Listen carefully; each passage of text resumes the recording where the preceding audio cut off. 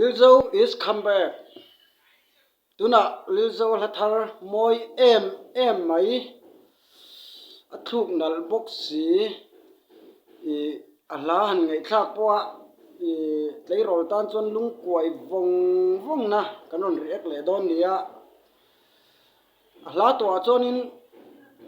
adang te kha athalowe ka tina loin tuna mi hi chu a ber ka in ka sia ka ya chon baka a music ron ti chuate abul ron tran dan te kha moi ani khik phei phot yang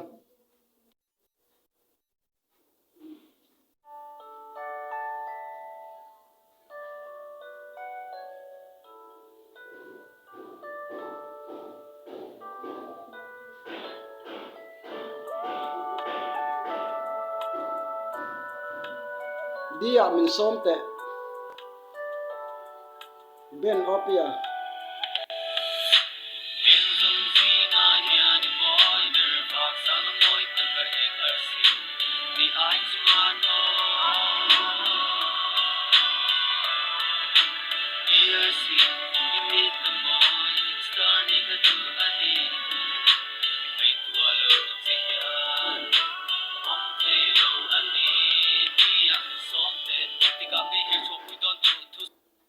thu kamo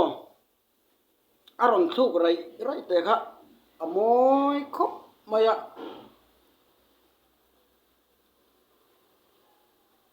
tulai thang thar ho hianin an du le ngai po ringa hela hi aron thu khian lung ati koya lung ati leng boka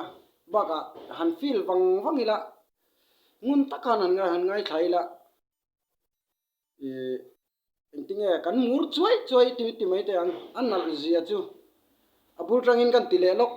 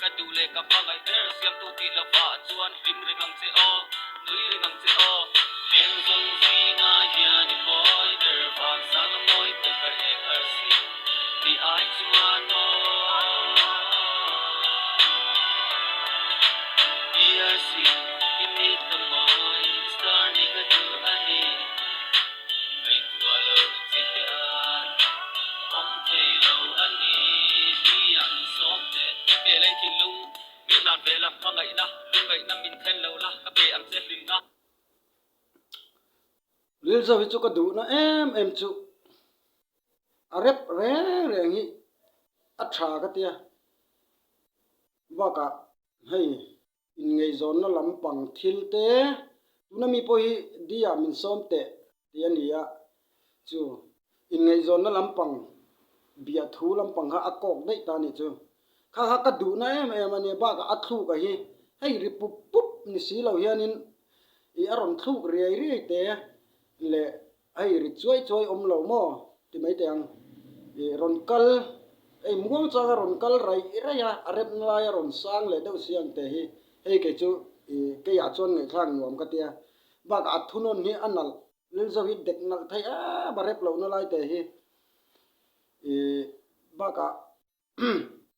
ala thu hian zir boka ai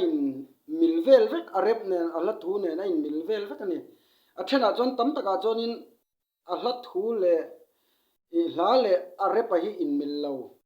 millo tuk lo hi om ve nual ani hei chu LILZO chu arin mil khap mai hi a tha ka ti na lai ania ama poi rep thiam ka tia ka ngai sang bok ka patsan long che tha hian rc patsan ma zong kun ma in ka chel lo che ani asin ka thin lung in ka ngai bang long ka thin lung dei tu sia se o ka tu sia le ni e p c thi chung in ka cha wi lo piang pe hi oi ka ti thi na chang chuan ka lo piang pe hi len zong si na hian moi der van sang moi te ka rc ni ai chuan mo ERC init the moy starting a do ani wait to alone take it on play low ani thiam som te we the let what ven mai ka tu lo ang mai in itel lo chon ka sing nun na mai to ka ngai lo ven tuan som ka lim ani jam ani ka sia thian ka ta pui ke lo du in the yang ke la we ka ta na do ni le ni lo ka se lo wa tu yan pa se ta ka si te ka tin lu ni len zong si na hian moi der van sang moi te ka rc ni ai chuan mo ERC init the moi starting a do ani wait to alone take it on play low ani thiam som te